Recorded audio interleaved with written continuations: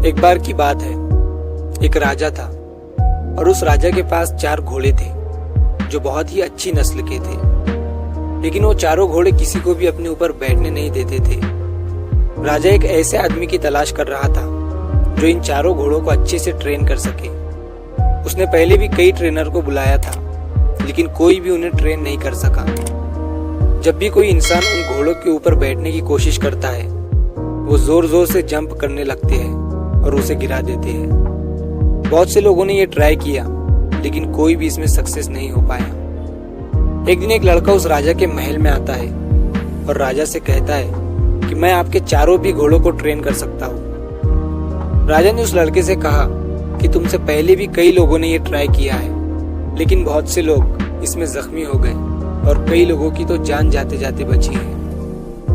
दरअसल वो लड़का अपने आप पर बहुत ही ज्यादा कॉन्फिडेंट था और उसने घोड़ों को ट्रेन करने के लिए राजा से परमिशन ले ली। उसने कहा कि वो चारों भी घोड़ों को अपने साथ ले जाएगा और उनका ख्याल रखेगा और उन्हें उधर ही ट्रेन करेगा। राजा इस बात के लिए मान गया और उसने इस बात की परमिशन दे दी। कुछ महीने गुजरने के बाद जब राजा अपने घोड़ों को देखने के लिए उस आदमी के घर गया, तो उसने देखा कि वो आदमी उन चारों में से एक घोड़े के ऊपर बैठा हुआ था और बाकी 3 घोड़े उसके पीछे पीछे घूम रहे थे। राजा ये देखकर हैरान हो गया और बहुत ही ज्यादा खुश भी, क्योंकि जहाँ पर सारे लोगों ने हार मान ली थी, वही इस लड़के ने उन चारों घोड़ों को ट्रेन कर दिया था। राजा ने लड़के से पूछा कि तुमने ये सब कैसे किया। लड़के ने कहा, राजा साहब, ये चारों भी घोड़े बहुत ही अच्छी और अलग नस्ल के थे। सबसे पहले मैंने इनके करीब जाने की कोशिश की। इसके लिए मैंने इन चारों घोड़ों को खुले मैदान में छोड़ दिया और फिर मैंने इनके साथ फेमिलियर होने की कोशिश की। जब ये भागते तो मैं भी इनके साथ भागता, जब ये बैठते तो मैं भी इनके साथ बैठता, जब ये सोते तो मैं भी इनके साथ सोता, और जब ये खाते तो मैं भी इनके साथ खाता। और इसी तरीके से मैं इनके साथ मिल गया। वो जो भी करते मैं भी वही करता।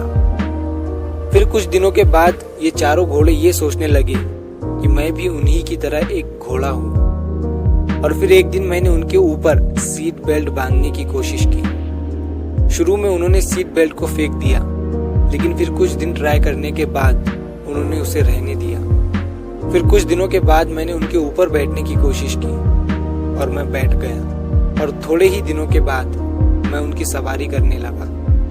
और इसी तरह से मैंने इन चारों घोड़ों को कुछ ही महीनों में ट्रेन कर दिया। फिर राजा के सामने उस लड़के ने एक के बाद एक उन चारों घोड़ों की सवारी की। ये देखकर वो राजा बहुत खुश हुआ और उसने उस लड़के को कई सारे इनाम दिए और उस लड़के को राजा के सारे घोड़ों का परमानेंट ट्रेनर बना दिया गया।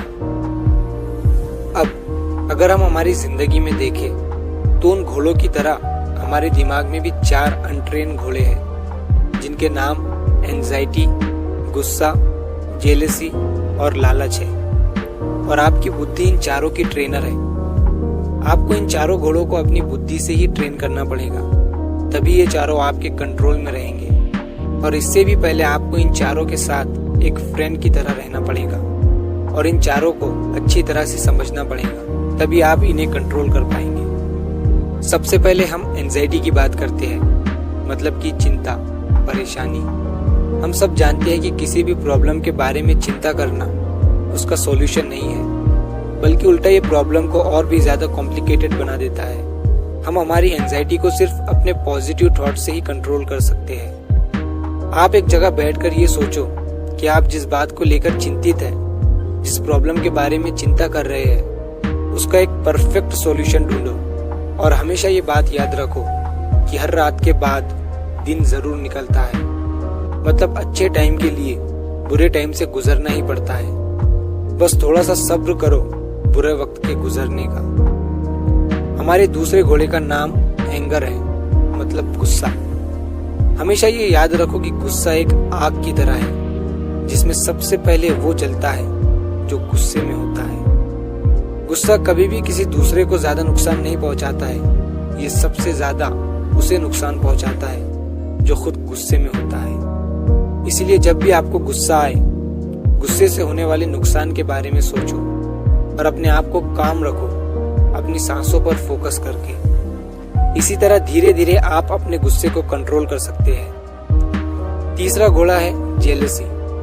जेलसी तब होती है जब आप ये कंसिडर कर लेते हो कि कोई ऐसा इंसान है जो आपसे बेहतर है।